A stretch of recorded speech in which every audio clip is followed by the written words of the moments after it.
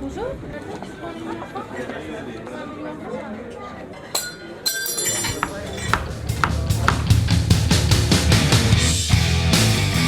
don't know, most kids, they have their dreams of being celebrities or football players or anything like that.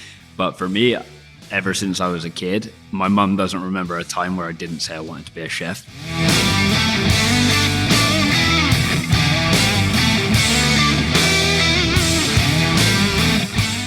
Hello everyone, welcome back to the Birmingham Food Podcast, Breaking Bread.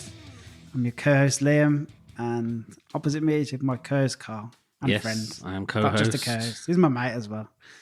Been mates for a very long time. Very long time. Very long time. We're surprisingly old. We look a lot older than we look.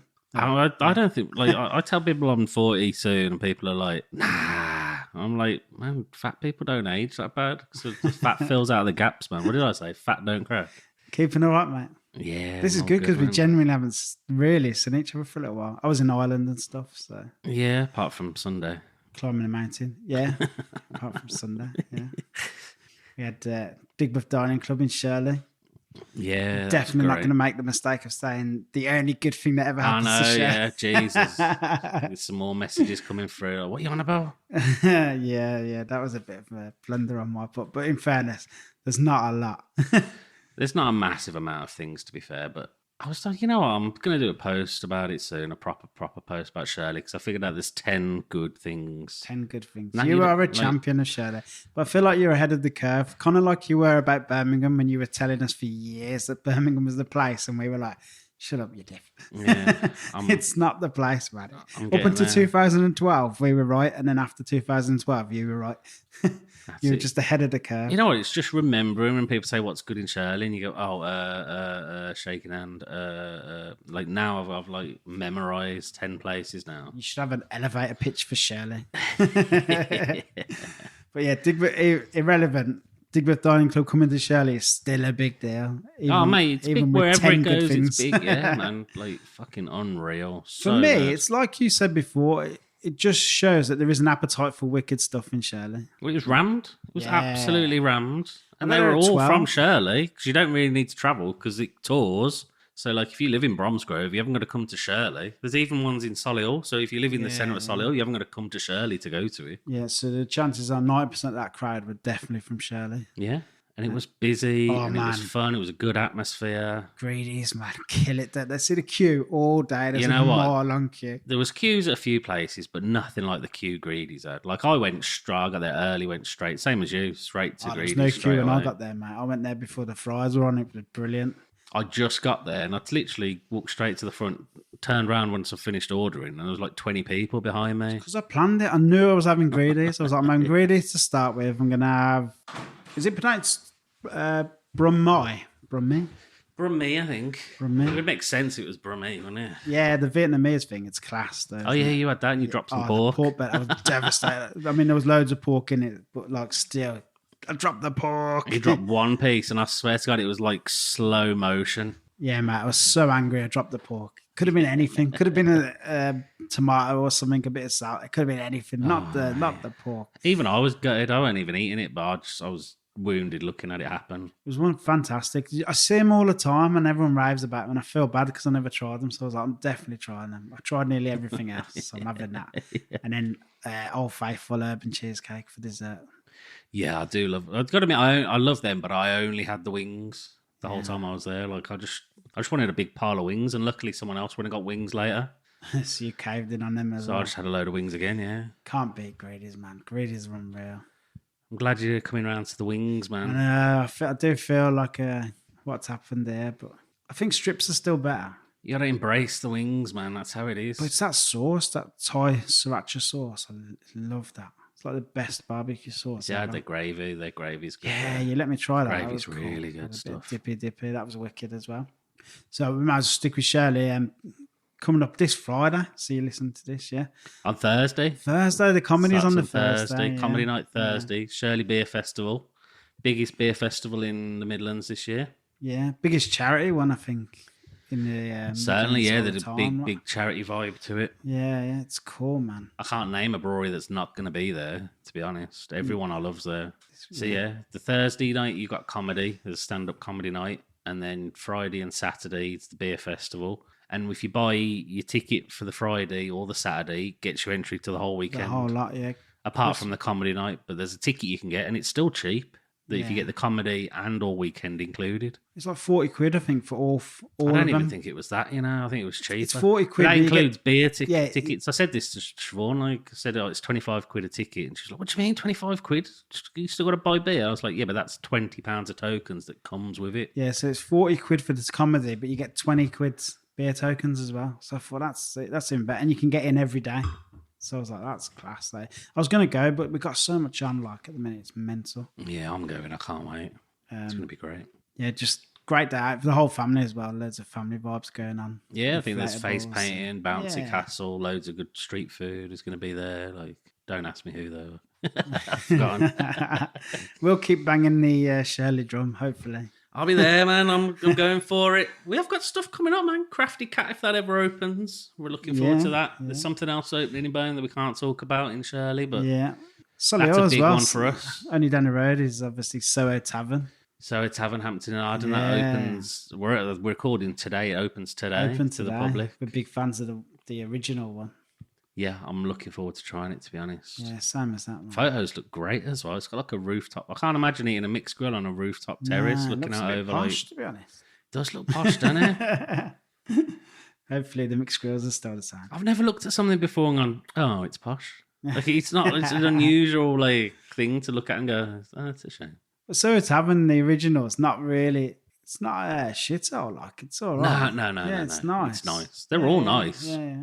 I like pubs and you know what? Yeah, It looks great. proper pub. Yeah, I'm gonna try it. I can't wait to try it. I'm excited for it. We've been waiting long enough. Awesome, mate. So on to today's episode, where we've also been eating lately as well. Oh yeah, we ate there. Like it was great. Yeah, it was. We were chuffed. I remember when they said, "Oh, do you want to come try the food before you record the podcast?" We were like, "Yes, we do." Yeah, yes please. do. And just what a place. Like I absolutely loved it. I thought it was great. Yeah, Orelle, man. No, we didn't say the name, so there it is. Orelle. We always do that, But it was class. I mean, you've seen the photo. Everyone's seen the photos, man. It's the most Instagrammable place in the world. It's like, Yeah, but what a place! Like the views, phenomenal. The woman that was serving us was really nice. Yeah, she was The great. food was like the food Chris is sending out there. Like I was mega impressed. yes, and then how big the portions were. So I kept thinking how big the I know, portions it's were. unusual to leave a Massive. really nice restaurant like proper full. Stuffed. Yeah. I had the terrain to start with, that pork terrain. That was delicious. Yeah, I had a wicked steak tartare. I don't think I've ever not ordered steak tartare when it's been an option. Double steak seems to be your thing. Yo, if the steak's gonna be good, get it, man. Did you have steak for mine as well? Yeah. Yeah. Yeah, good steak. Yeah. Yeah. Feels like that kind of place where you should order steak. I'll and have things. beef with a side of beef, please. I'm mad for lamb though. If lamb's on the menu, I'm gonna get lamb. Your lamb did or look pork. good, yeah, it looked Yeah, nice, lamb man. was fantastic. We're going to it in the episode, but it's talking about the little bonbon on the side, the shoulder, pork, lamb shoulder bonbon kind of thing.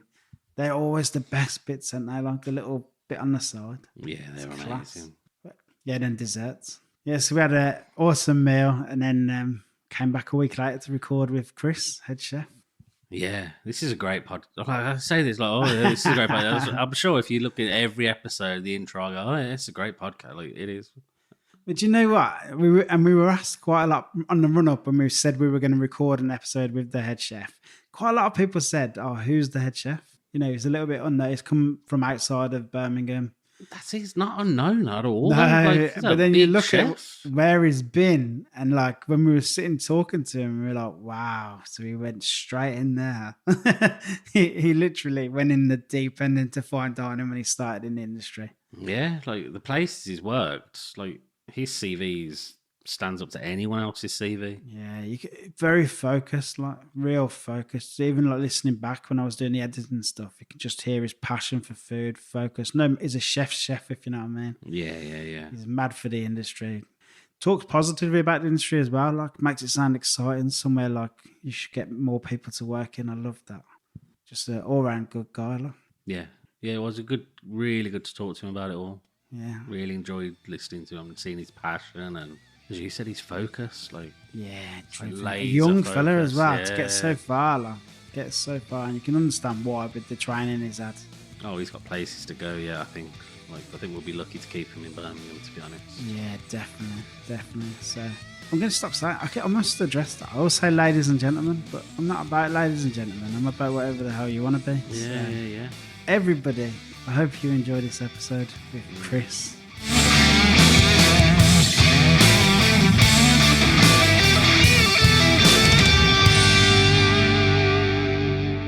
I just want to start with that. That food last week was great. Really good stuff. Yeah, fantastic. Couldn't fault it anything. It was absolutely delicious. That's what we want to hear. I'm not just saying it. Like the lamb dish, that was just.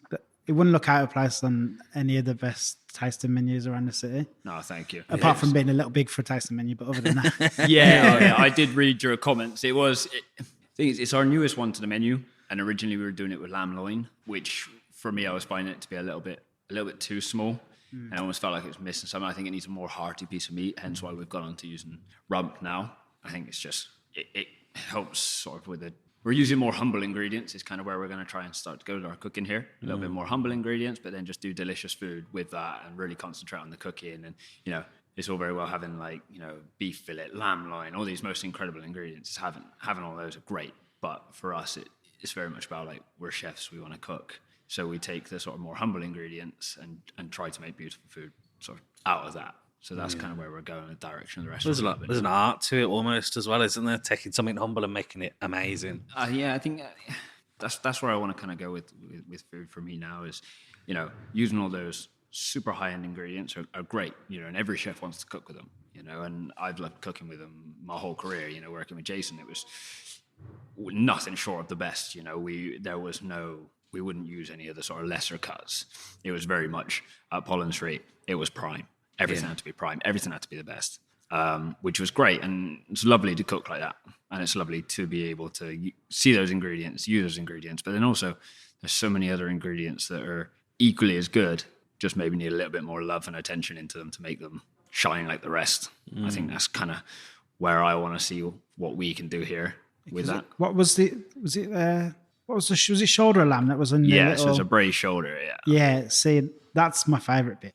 And in most tasting menus will have loin of pork or something, but then there'll be a bit of cheek on the side with a little crumb around it. And that's always my favourite bit. Is the little... It's the bit that takes the most time. And it's the bit that needs the most attention. And I think if you get that little bit right, like you say, it can be the best part of the dish. And it really feels like the love's gone into that, and that really the attention to detail has just gone into that. So that's actually where I just shut off a minute ago. That's what I was doing. I was just rolling the lamb to make sure we have it, nice. Season it, taste it, and then show the guys exactly how, the size that we need to have it. And there's still a little bit of precision in it, but it's very much just about, it's got to taste absolutely delicious. It's funny though, because that would have been classed as unfashionable maybe 20 years ago. Oh, 100%. Yeah. 20 years ago, people would be like, why are you using that? It's going in the bin. Now, that's the best part. Yeah, shoulder for me, and neck on lamb. I'm all about both of them. We started here with lamb neck. Now we've got on to using shoulder.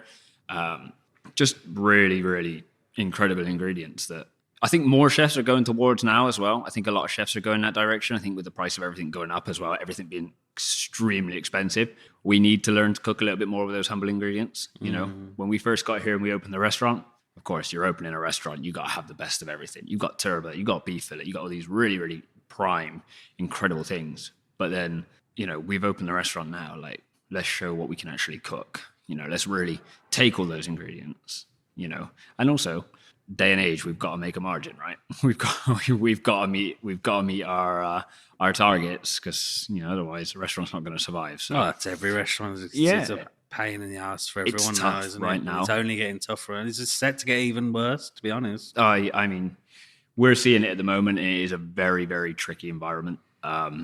Looking at what we can get, because obviously we still want to use the best. We still use the best suppliers. We have the most incredible guys around us, but it really is so important that we understand what's going on in the current climate. And right now, it's tough. Yeah. It's a real struggle for us. We'll get back to kind of displacing suppliers and stuff in a little, but we like to start by going right back I read somewhere that you said you wanted to be a chef. You knew you wanted to be a chef from the age of 5. Yeah. So I don't know. Most kids, they have their dreams of being celebrities or football players or anything. But for me, ever since I was a kid, my mum doesn't remember a time where I didn't say I wanted to be a chef, and she never knew where it came from. My mum doesn't cook. She tries a bit more now. She's retired, but when I was a kid, it was fish fingers and chips, and like that was it, straight out of the freezer. Mum never had the time to cook. So, and my mum hates cooking. She likes eating good food, but she hates cooking. Like, was she a good cook? I mean, I don't want to now, kill you, like. Now she's when you were little, was she a good cook? No, and she won't even mind me saying that. She really won't. If she ever listens to this, she'll understand why I said it, because when I was younger, my mum was an awful cook. Do you think that maybe made you want to? I'll cook my own good food then. I don't know. Maybe I think everybody says that their grandparents have an influence in food, and I think food was a lot more loved sort of back in that generation. So I think my grandma did have, both of them, I suppose, did kind of have a little bit of an influence in the sense of my mum's mum was a baker, not by trade, just like a home baker. She did a little bit. She did cakes for like celebration cakes for friends and family and stuff. And that was honestly the best part of her birthday as a kid, knowing that my nan was going to make a cake. Yeah, and she would say to sounds me, like my childhood. "What do you want on your cake?" And it could be anything. When I was growing up as a kid, like comic books, I was like, Spider-Man, Thomas the Tank Engine, all these things when I was a kid, and that was what she'd make. And every time it'd be amazing. So it's like the best part for a birthday was birthday morning, going around Nan's house to pick up the cake, and then not being able to wait to cut it and eat it because it's too late. Before she can box it up, I've already took a slice. So that was very much a big part. And then I suppose Dad's mum she's very sociable. She liked dinner parties, and it was just family dinner parties, but everybody would get dressed up, and Nan would cook everything she wanted. It was food that I never had at home. So when I knew Nan was doing it, it was the best thing in the world. And, it was maybe a 15-minute walk away from my house to my grandma's house. I was gone. When I knew it was happening, even as a kid, I'm like, right, I'll see you at Nan's. I'm around there. Yeah. Just getting in the way. I'm definitely not helping, but I'm eating everything. I'm getting in the way. I'm tasting everything. And it's just, I don't know. I think that's my early sort of connection with food, is kind of like, sitting on the side while Nan's making a red wine sauce or something. And only sauce I know is Bisto. So when Nan makes a red wine sauce, it's the best thing in the world, So that kind of started it, I suppose, for me. And I think between the two of them, pretty much sparked it off for me. And then ever since after that, it was, I'm going to be a chef. And it never wavered. It was the whole time. Nothing ever changed. Definitely a chef. No, there was nothing in my career, in my upbringing that ever made me sway away from that. As you go to school, you're at secondary school, and you got the careers advice officers asking you what you're going to do. I never had any time for them. Like, I'm going to be a chef. That's it. Oh, well, how are you going to do that? Doesn't matter. I'll figure it out. I know I want to cook, and I care about what I'm going to do. So I'll follow where I want to go, really. And then, went to culinary school. A waste of time, if I'm really honest. But, I went there. It was a sociable part. It introduced me to cooking, and sort of the basics, which was great. Yeah. And then just finding restaurants sort of throughout the time at culinary school, doing a few competitions and all that sort of stuff. You're working in kitchens as As soon as I got into culinary school, I found my first job in a kitchen. It was a small pub close to where I grew up. Everything was microwaved. Everything was awful. But at the time, I didn't know any better. So it was very much just like, I guess this is what cooking's all about. Did it feel right? No, it didn't. It was it was a tough time is this really all cooking's all about, And I knew it wasn't. I knew there was definitely a lot more to it, but I was kind of restricted in what I could do. I couldn't drive because I was only 16. I was still at school. So it was very much like, the plan was, as soon as I passed my driving test, finish culinary school, go straight to London. So it was leave, go and properly learn how to cook. But for the time being, I tried to find the best restaurants around home. I ended up leaving, working at a small pub called the Wheat Sheaf in Coombe, which was it was a rising star. And my first day there was a bank holiday. And I've never been so in the shit in my entire life. The chef gave me no breathing room. Like the food was proper cooking and like, very hearty cooking, but also like great ingredients. I'm cooking quail for the first time. I'm cooking all that. And I just remember thinking to myself, like, this is what cooking's all about. This is it.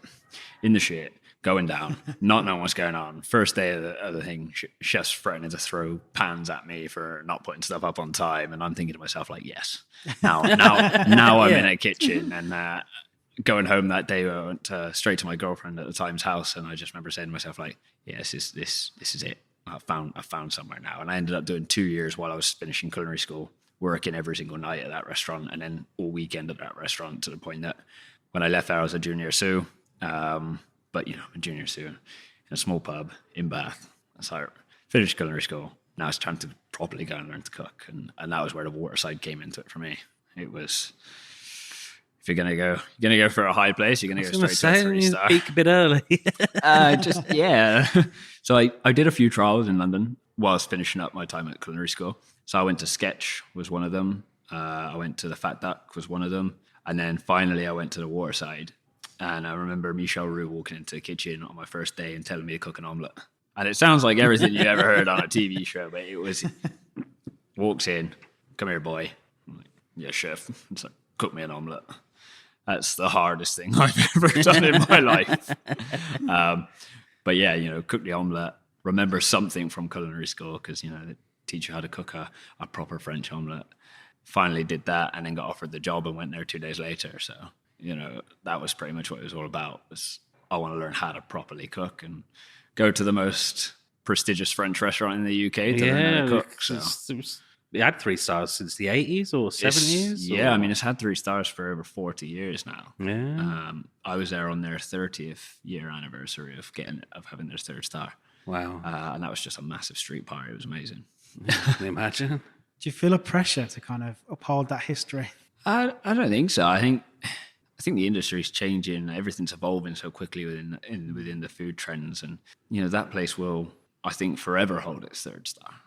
I don't think there's any way you can take it away. It's so institutionalized that the food there is always so consistent. It's always perfect. And I think that from an early age was something I really needed to learn, that nothing but the best leaves the kitchen. And first 2 weeks, my dad forever brings this up to me. The first 2 weeks of the Waterside, I went home and cried every night because I felt so far out of my depth. I just said to my dad, like, I don't know how I can do this. And every night I called him at 1 a.m. crying down the phone. And then I ended up there for 3.5 years. So how did you not just quit? Like, was you just not like, oh, fuck this, I'm done? That definitely was because both of my grandmothers. So when I moved to the Waterside, one of my grandmothers passed away just as I was about to leave.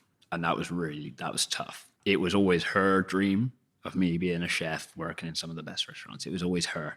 And then the other one got very sick as well. She's, suffered with Alzheimer's. So I think both of those, they always used to tell me, and it's tattooed on my arm, it says never give up. And that was the last words my grandma said to me before she passed away. So I don't know, I had that tattooed on me literally just before I moved to London. And I think that kind of probably got me through that first month. I think the first month was probably the hardest.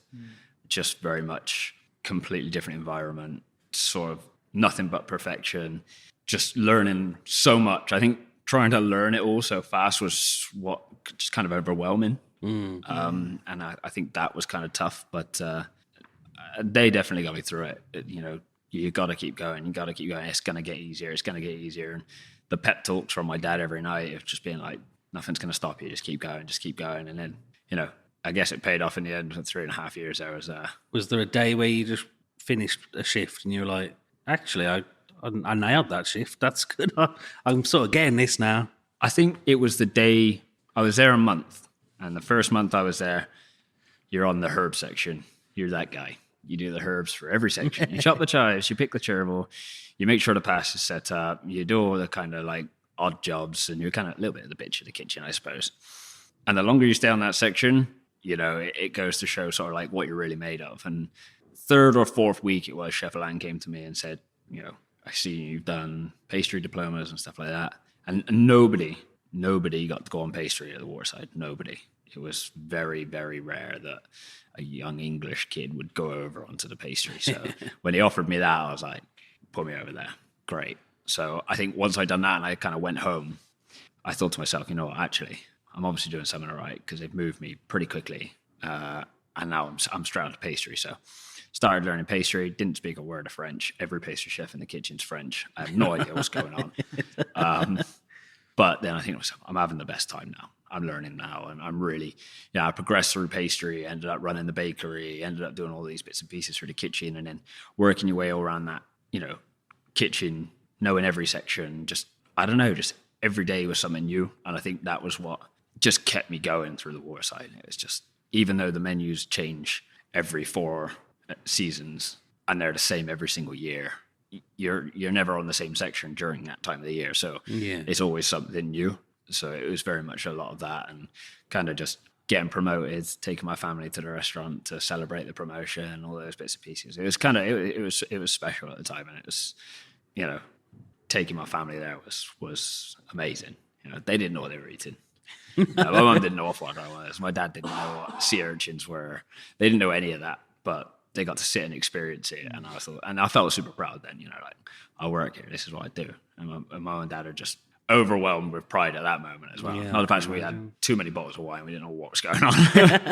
Is that something the business does? Do they invite you in on your promotion, or did you just done it on your own back? I never really seen it happen much, but Chef Alain just said to me when I got my promotion, he was just like, invite your family. I think he's seen it was quite hard for me when I first got there, and I was really struggling with the sort of like trying to keep up with the whole mentality. I'm used to working in pubs, good pubs, but that's what I was used to. And then you go to this big restaurant, and he really looked after me. It was really tough to move on from that place, and you could see that it was, he tried to keep me.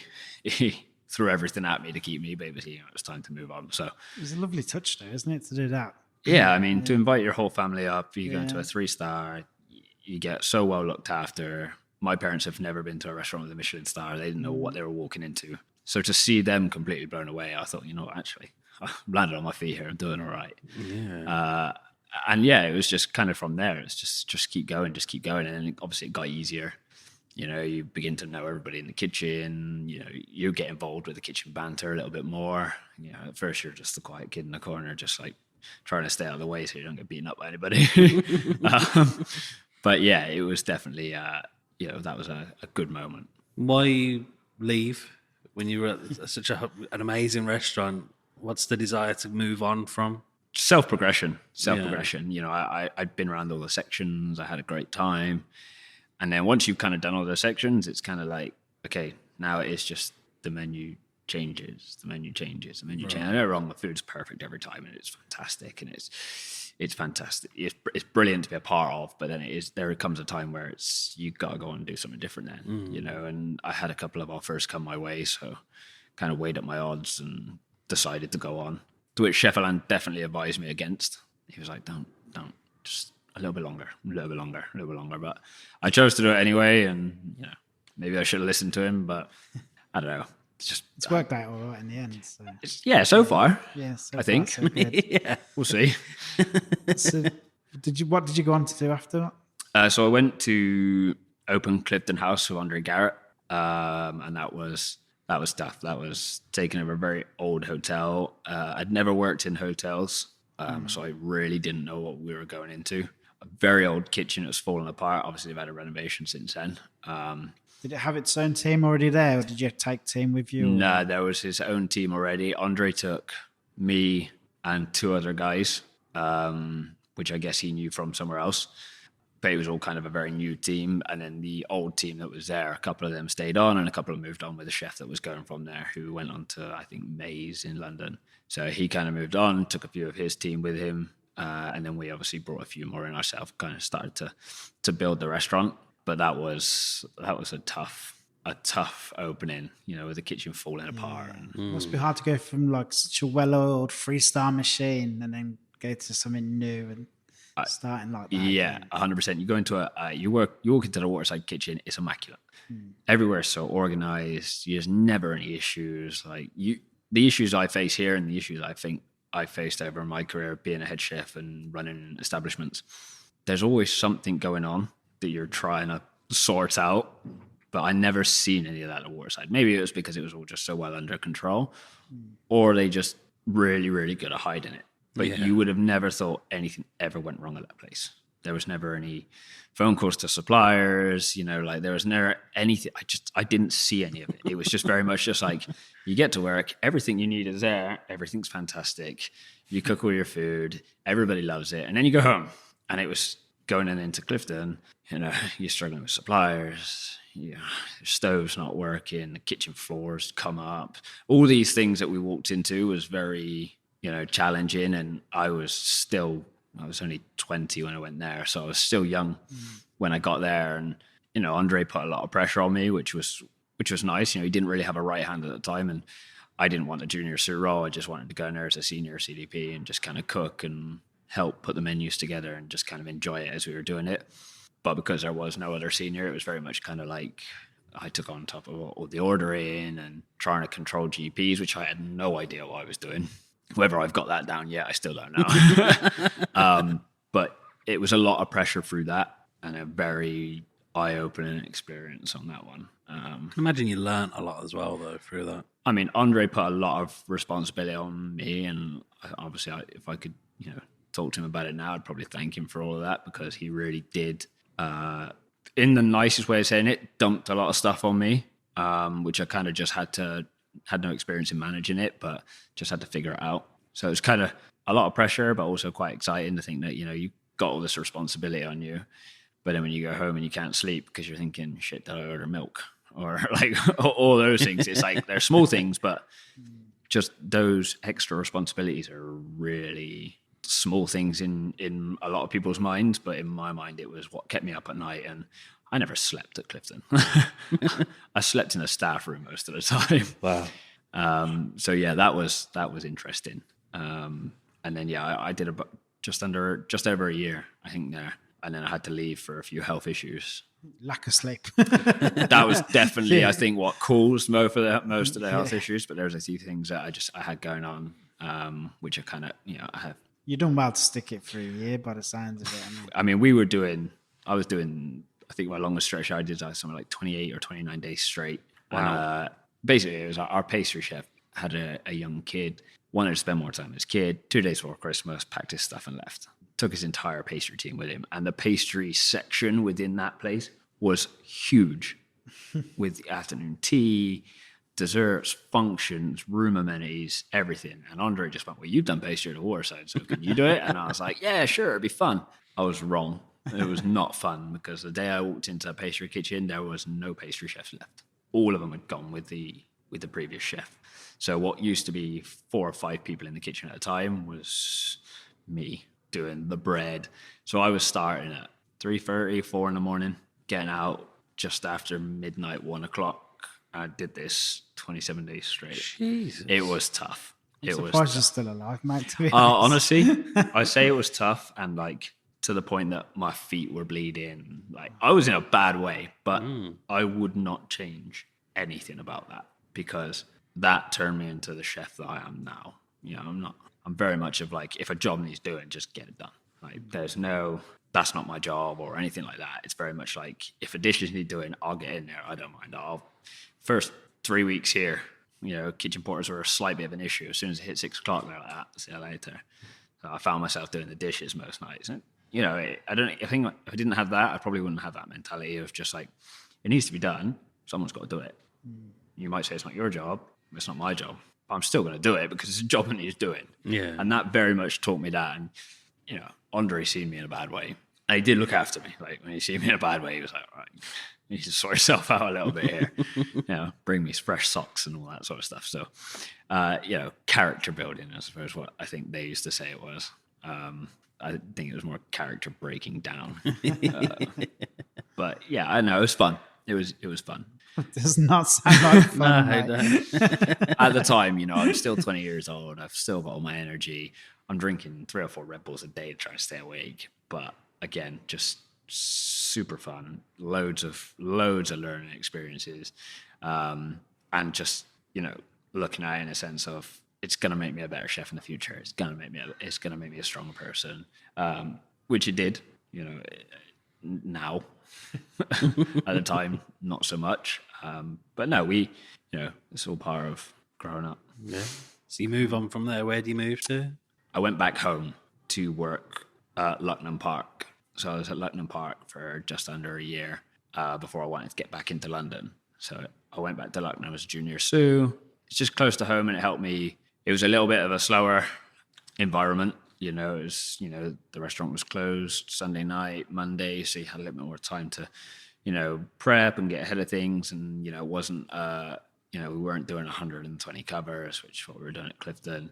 It was a little bit of a slower restaurant, but also it was back into a Michelin-starred environment, which is where I felt a lot more comfortable. Like, the food was refined, the food was elegant, and there was, incredible ingredients around me again. And I started learning again about building dishes and, working with some great chefs. Hal was amazing. As a chef who can run an organization like that, the guy is fantastic. Like, the food he produces, but also the way that kitchen runs, it felt like being back at Waterside, because it was just so well organized, and so everything was structured, everything had a time, everything had a place.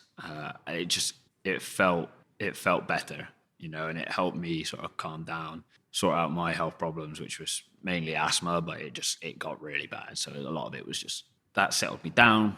I felt a lot better, and then it was like, right, I'm sorted now. It's time to go back to London and do it all over again. Yeah, you feel all right. I'll have some more of that. Yeah, exactly. So that was when I got the call from Jason to go to Social Eating House, which I ended up going there. I ended up leaving Lucknow and then still trying to find the place that was right. So I gave my notice and everything else, and then went to see Social Eating House, not having anywhere to live, and Paul saying to me, "Do you want the job?" They offered me sous chef. I said no, give me junior sous, just so I can make sure I'm what you want and also make sure it's what I want. And he said, fine. He's like, when can you start? I was like, give me 1 day to find somewhere to live. He's like, a day? I was like, yeah. I was like, I'll be here on Wednesday morning. And he's like, it's Monday evening now. So the next day, so driving around London, trying to find somewhere to live. Found somewhere, a little house share. I was like, brilliant. Managed to move in the next day. So I moved in on the Tuesday and went to work on the Wednesday. And Social Eating House was definitely a highlight of my career. I absolutely loved it. Mm-hmm. That restaurant was fun. The food was great. The team were fantastic. The chef, Paul, was a huge part of my career. Huge. He's tattooed on my arm as well. I have a lot of tattoos of people and memories, I suppose. But Paul was tattooed on my arm on my last day. So yeah, that was an interesting sort of going in there right at the beginning of December. It's a machine. It's only a 65, 70 seat restaurant, and we're doing 120 covers out of this tiny little underground basement kitchen that's like a box, to the point you walk in a walk-in fridge, you've got a duck. You can't walk in there unless you're, 5'1". You can't walk in there. You have to duck. So I don't know. I got back there. The busy services, the rush of the kitchen, the working from 7 a.m. till 1 o'clock in the morning again. I really felt like I was back home then, in the Michelin-Star environment, pushing on every day. From the minute you get in, you're running, to the minute you leave. And I loved all of it. And, I had a great relationship with the head chef, Dan, and Paul. So I quickly worked my way up the ranks to sous chef, then to senior sous. And that was great. It was a lot of fun. And then, once progression kind of stopped there, I couldn't really go any further. Dan was still there as the head chef. Paul was there as obviously chef patron. I was going to move on from Jason, but Jason basically said he needs a senior sous / head chef in New York. Am I interested? He knew I always wanted to go to New York, so I don't know where he got that information from, but he knew I wanted to always live in New York. So he said to me, he's like, if you want to go to New York, leave it with me, I'll sort it out. And, Jason's a super busy man. I think to myself, yeah, all right, chef, I'll take that job. That sounds great, thank you. But I don't think anything of it, because I'm like, there's no way it's going to work. He's such a busy man. He says the right thing. I'm like, yeah, all right, great. He's going to move me to New York. And 2 days later, he calls me up. He's like, right, your visa application's gone. I was like, shit. Wow. I had no idea. And then literally 2.5 months later, I'm on the plane. And I was like, this is surreal. I was moving to New York. What is going on? Everything happened so fast. I called my mum. I'm like, by the way, I'm moving to New York. She's like, no, you're not. I'm like, no, I am. I am. Jason looked after me super well. How did you know Jason? Or how did he know of you before? I think my CV was on the caterer, I guess. They kind of approached me. He's just saying, I'm looking for a job. And at the time, I kind of wasn't. I didn't really know what I was doing. I was like, am I happy here? Do I want something a bit more fast paced? I kind of did want to go back to London. And when they called me up about the job, it was like, this sounds cool. This sounds like a lot of fun. And obviously, I knew about Jason. I went to eat at Maze when he was running that. So I thought, you know what, I ate at Pollen Street while I was at Clifton. So let's just go for it. And, you know, it'll be fun. And he did. He found me somewhere to stay in New York. You know, every time he came out to New York, took me to all the different places he knew to go and eat in New York. So it was great. Like really strong experience, and kind of like with him looking after me and making sure that sort of like anything I needed, he was kind of always on the other end of the phone. I got in a lot of trouble when I first got out there. Kind of very different working environment from London. I'm used to working at Socially In-House, and that's, you know, very full-on environment. And Jason sat me down the week before I left and went, I know how you are in the kitchen here now. He's like, when you go out there, be different. And I was like, okay. He's like, be better. He's like, you're a very, and I did. I turned into a very aggressive, very uptight, kind of like just very driven and focused on what I was trying to do. And I kind of, you know, become an asshole basically. And Jason just said, like, that doesn't fly out in New York. You can't go out there and you can't be aggressive. You got to be a lot nicer. And I was like, yeah, sure. Like, I will. And kind of went out there and it's exactly the same. Guy overcooks a coat of buff. I went nuts. Gave him a hard time. He went straight to HR. I'm like, okay, what's going on? Like, big old drama. Jason on the phone. What have you done? Like, they're threatening to send you home. Like, what? They've all unions and stuff over there, aren't they? Yeah, it's crazy. Incredible. He should have just given you a copy of Bourdain's book, Kitchen Confidential. yeah, no, exactly. That's what you needed to go to cook in New York. It was insane to go there and to think like some of the things that would happen in London that you wouldn't bat an eyelid at because it's normal. At the time, obviously things have changed now, but at the time it was like, that's just how the kitchen was. And then going out to New York, like people only work their shift. So we have an AM team and a PM team at 4:00 or 3:30 it was, sorry. The AM team finish. Whether they're done doing what they're doing or not, they stop what they're doing and they go. And I kind of was completely blown away. And we're in the middle of service. Guy's got 2 ribeyes on the grill. 3:30 hits. And I'm like, hey, has anybody seen him? And he's like, yeah, he's gone. I was like, what? It's 3:30. It's 3:30. Still got food on the grill. We're not even setting the table. But he's gone. And you get in line. I talked to my exec chef at the time, which is Danila. And he said to me, he's like, it's just how it is, Chris. And he changed my mentality with very much being this very aggressive, full on. And I think if I hadn't met Dan in New York, I probably still would have been the same person or I would have been sent home. But he was super calm, really, really cool, calm demeanor about him, and nothing fazed him in the kitchen. In a Michelin-Star environment, 200 covers, nothing fazed him. Was it just his demeanor that kind of changed your attitude, or did he have any like practical advice for you? I mean, yeah, he sat me down a lot. He sat me down a lot and just said, look, be better. It was very much just kind of like, you can't. He'd worked in all those restaurants. He worked for Gordon Ramsay. He worked for Jason in London. So he knew exactly where I was coming from, and he understood it. But he taught me very much about these people are here to do a job. A lot of them are here for a paycheck. Some of them are here because they really care about what they're doing. But get to know each of them on a sort of a little bit more of a personal level, so you understand if people are going through stuff. And for me, I was like, never really thought about that. Like, you come in, you do your job, you go home. Like, you work here, you don't work here. And you kind of gain the respect out of your team by kind of generally giving a shit about what they're doing. And you know, did you have good days off, all that sort of stuff. And just when something goes wrong in the kitchen, just kind of, if it's something you can't fix, like say someone's overcooked a piece of meat, so there's no point getting upset, just get another one on. Get another one on, because we can get upset about it and it's not going to speed up the cooking time. Let's just get another one on, move forward, and then learn about it after. And he taught me that a lot because, like I said, I flipped my lid before, but working with him, very calm. And when I came back, I was very, very different. You know, walking back into a London kitchen again, which is very much full on, and I was very different. You think Jason sort of had a plan for you in that sense? I think so, a little bit, yeah. I think Pollen Street changed a lot. Did you go to Pollen Street as head chef? So I started as senior sous, yeah, and then I went to head chef. Never really got the contract for it, but was always introduced as a head chef. I was kind of waiting for the contract. But yeah, no, I was introduced as head chef, you know, when I was working there, and it was very different. You know, you get back in there and you've seen the sort of like, you're back in that real full on intense environment, and it's like, and you could see people were struggling. So it's very much about like, I think in that sense we had kind of good cop, bad cop kind of relationship. I'm very much just like, they'll get their earful from one side, and then you got to try and make that person still want to stay. So it's very much like, right, okay, like, we made a mistake. How do we do it? What do we learn from? How do we go forward? You know, we kind of changed it a little bit like that. And from New York, that's definitely helped. Because now I look at my kitchen, for example. We've been here 8 months. My staff turnover is 0%. I've not lost anybody. Wow. I've not lost anybody. Everybody comes back. I can come upstairs and do this for you guys. I don't have to worry about it because I know that they're not going to send anything that's not right. So that's part of, I think, the learning curve of how I became a little bit more like I am now, as opposed to what I used to be like. Yeah. When you first started in your career, did you ever believe that going to New York and cooking would be achievable? Like, Oh, 100%. yeah. It was what I was going to do. I don't think it's something we sell enough to like young chefs looking to get into hospitality and stuff, you know, even young front of house or anything. That this job can take you all over the world. We've had chefs, 100%. loads of chefs on, they've told us they've been in Qatar and, you know, mad stuff, lots of, been to New York and done awesome stuff. And I think it's something we should really sell through the colleges and stuff. So like, this career will get you anywhere you'd like to be. Travel the It's world. brilliant. You hear so much about the negatives of the chef career.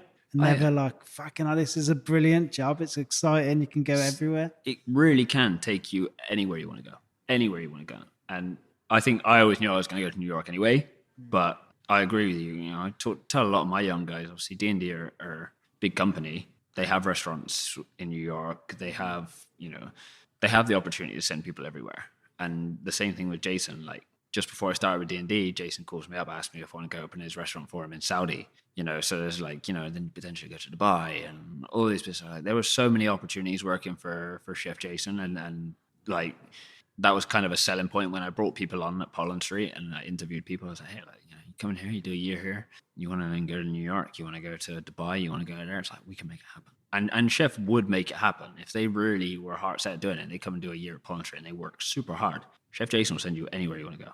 Yeah, Pollen Street's one of them. If you put it on your CV, everyone knows. Like, Yeah. we know lots of restaurants that you've spoke about because we're just mad for this kind of thing. But even if you go up to a normal person has a slight knowledge of food, Pollen Street's one of them restaurants where they go, oh, I know that, you know. It's turning into a restaurant. It's turning into an institutionalized restaurant, I think, as well, that people know.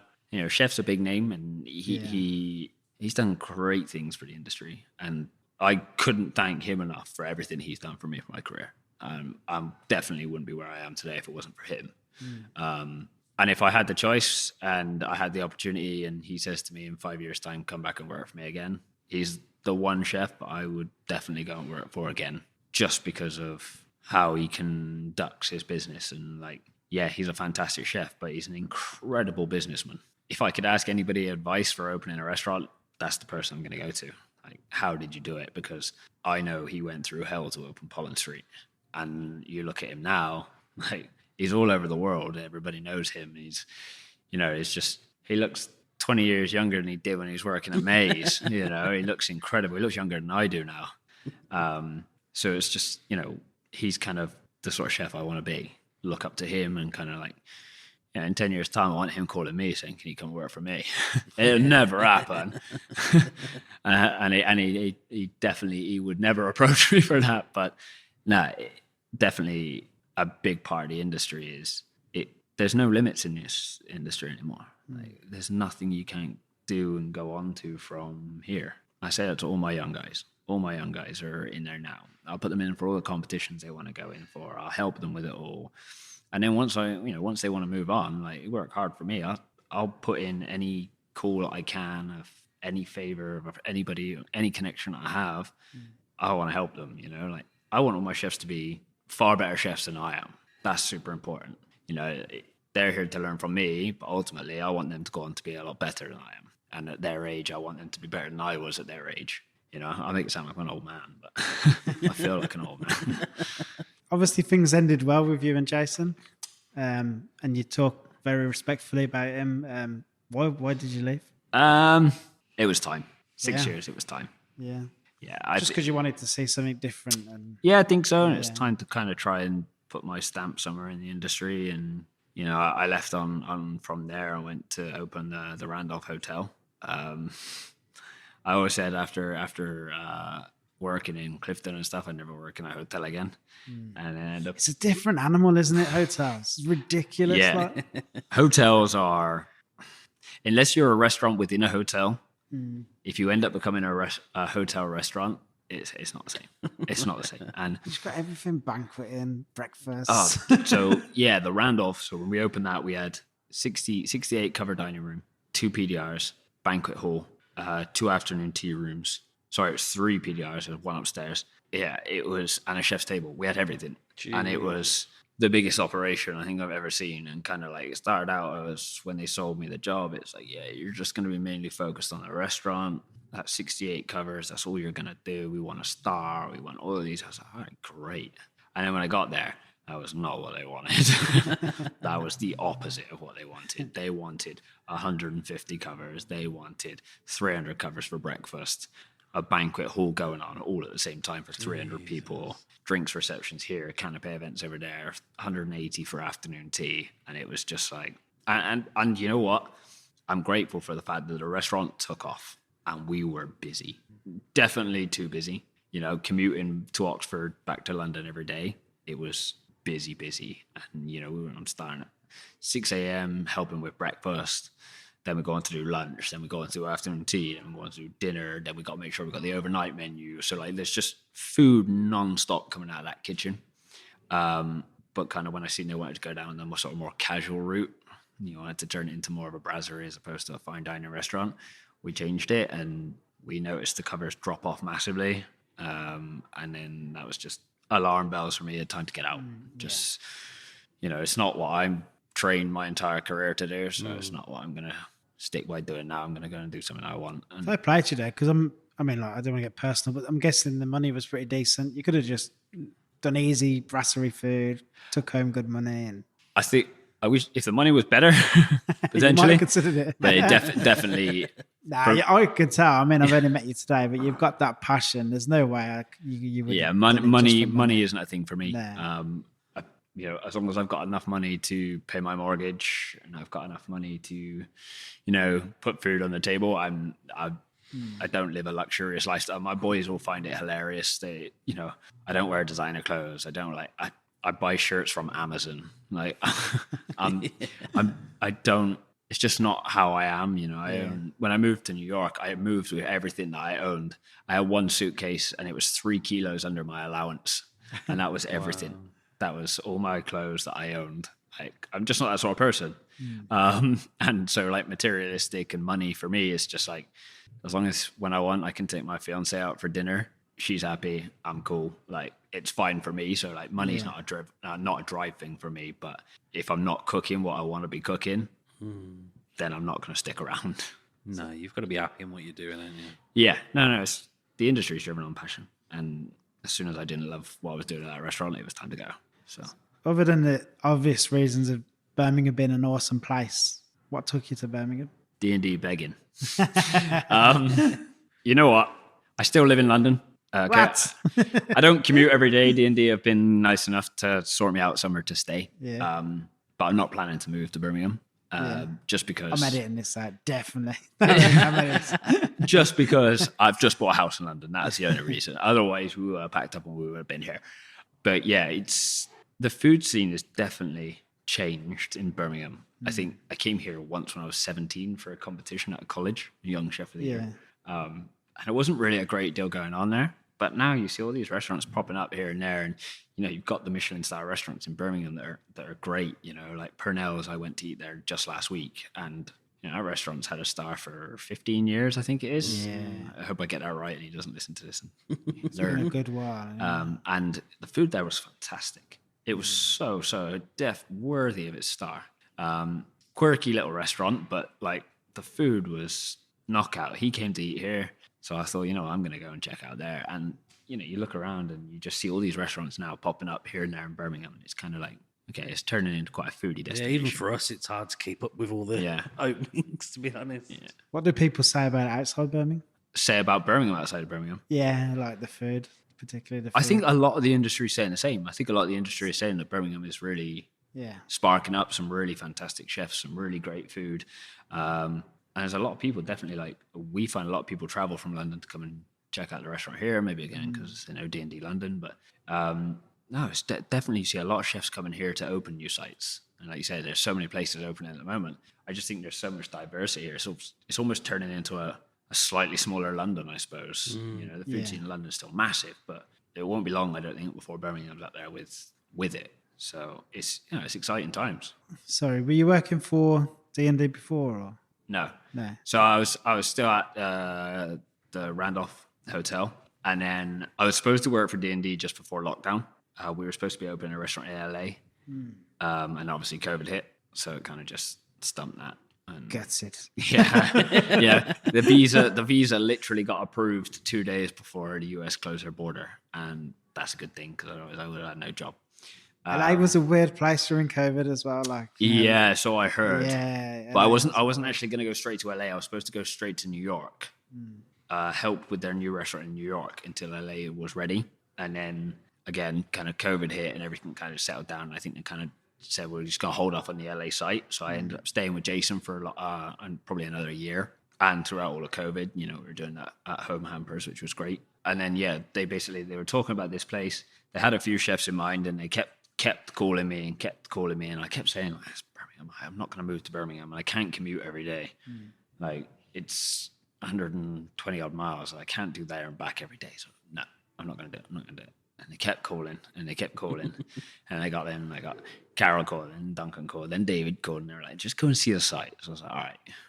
They were like, we'll get you a train, we'll send you up there. All right, cool. So they got us a train up here, me and my partner, and I walked into the room out there, and at the time it was a building site.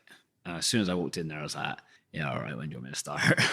Just because I thought this place has so much potential. I've seen all the plans and everything, but I think kind of seeing the space and standing in the actual space, I was like, all right, this could be really cool. Yeah, it's stunning, isn't it? It really is. They've done an incredible job. It's a massive beast, but you walk out there, it's got to be one of the most beautiful restaurants in Birmingham. Well, I genuinely, maybe not the view's not as the same, but I very much liken it to the New York bar in Tokyo, which is an incredible bar, and it blows you away. And I had the very same vibe coming through that elevator, coming out, seeing the view. It just felt very similar. Yeah, that's cool. I mean, I don't know. I seen it in the daytime and I was sold. And I came up here in the nighttime. First time I came, still a building site. D&D don't know this. So I kind of snuck in, came upstairs, past all the security, how I got out, I don't know. Just to see what it was like at nighttime. And I was just like, I must have sat in the restaurant for about an hour on the floor because there were no seats. So there was nothing in there. It was just a concrete floor. And I was just sat there just looking at it. And I thought, you know what, imagine eating dinner here, eating great food, having a tasting menu, overseeing all of this, and you start thinking about like New Year's Eve and all that. So New Year's Eve up here, guys, was amazing. Yeah, I bet. Everybody, we came up literally just before midnight. I brought the whole team up, and guests come over. Where do you think the fireworks are going to be? I have no idea. It turns out everywhere. I can imagine. Everywhere. There was every direction you looked, it was there. So it was, the restaurant's just, we've got the most incredible site. Birmingham's cool. I'm enjoying it now. So, we're having a good time. How did you go about developing the menu? Did you have free reign or? Yeah. I had there were certain parameters I was given. And I think I just didn't listen to that at all. I think I just kind of did what I wanted to do. But I did base it on very much of it was going to be a 70 cover restaurant, and it's 70 covers. That's it.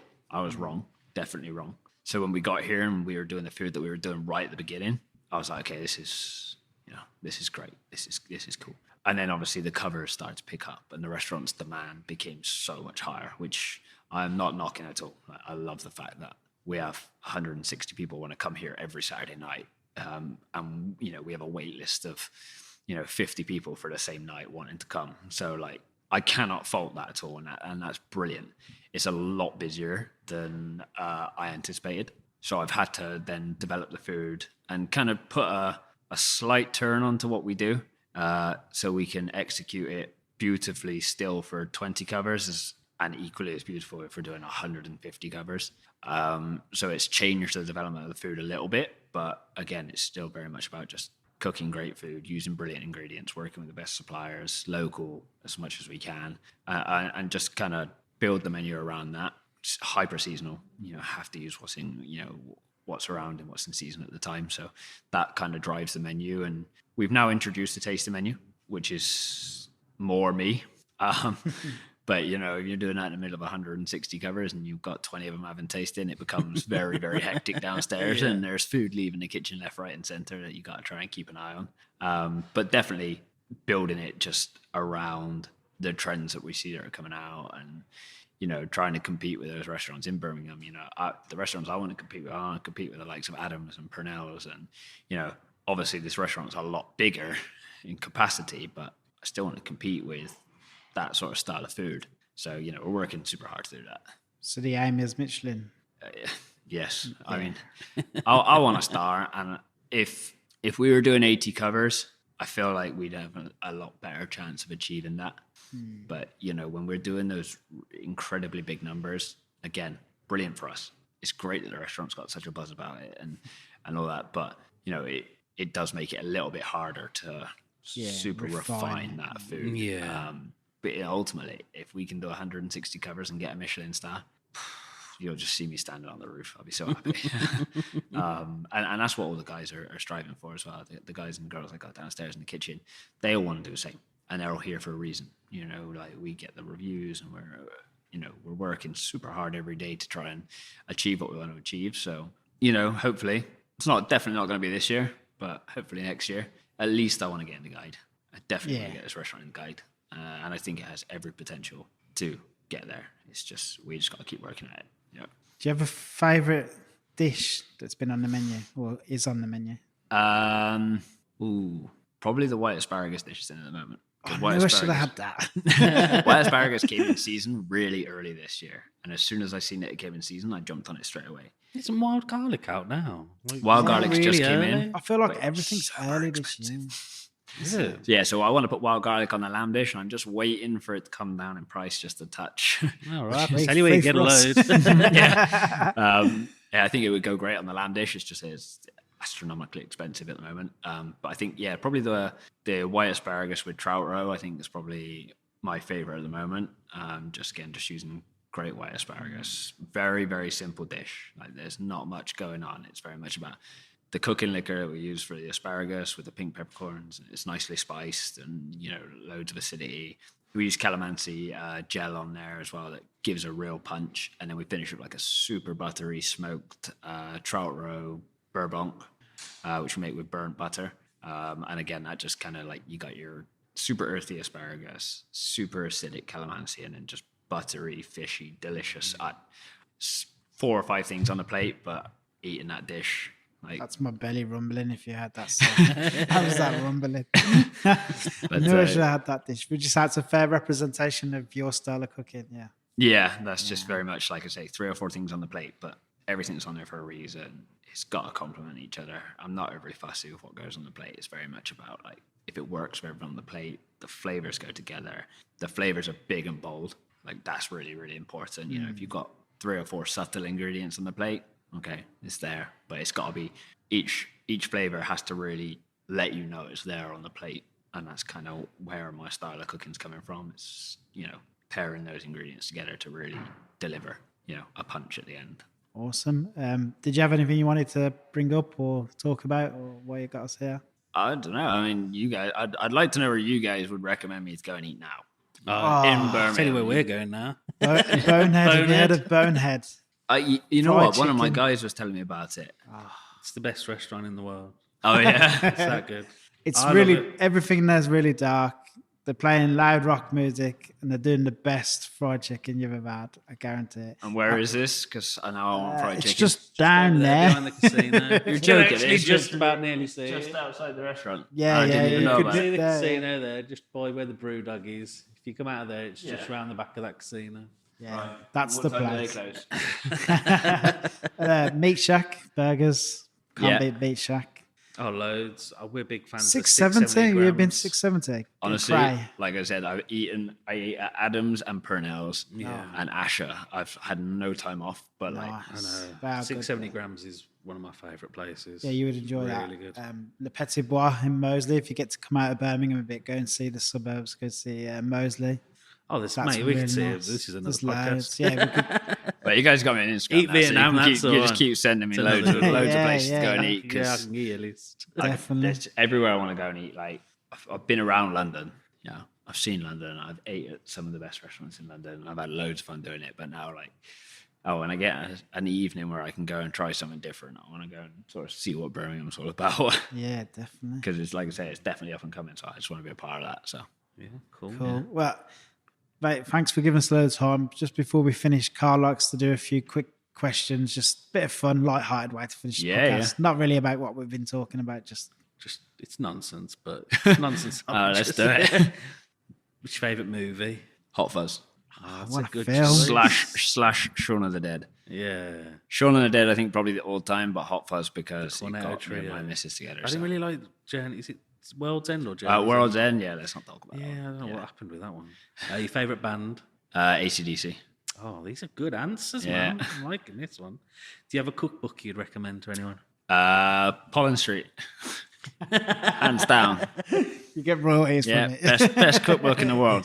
Do you have a favourite big fast food chain? Probably McDonald's. Yeah. What'd you order?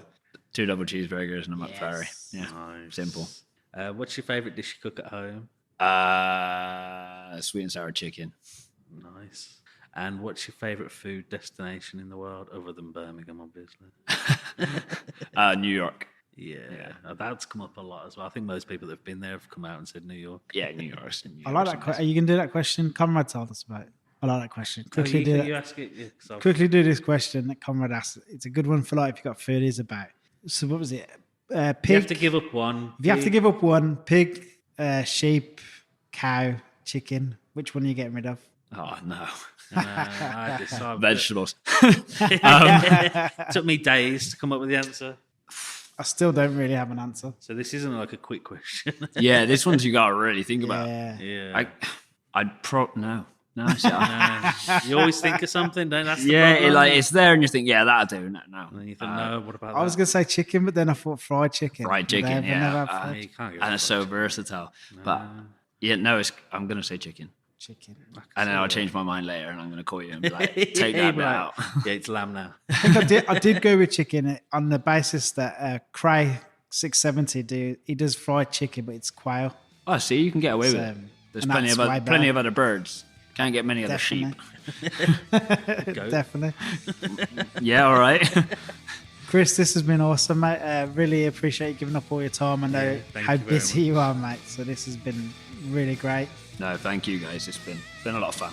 Yeah, And thanks for awesome. listening to the story. You know? It's class. I loved it. Thanks, mate. No, thank you. Thank you so Cheers, much. dude.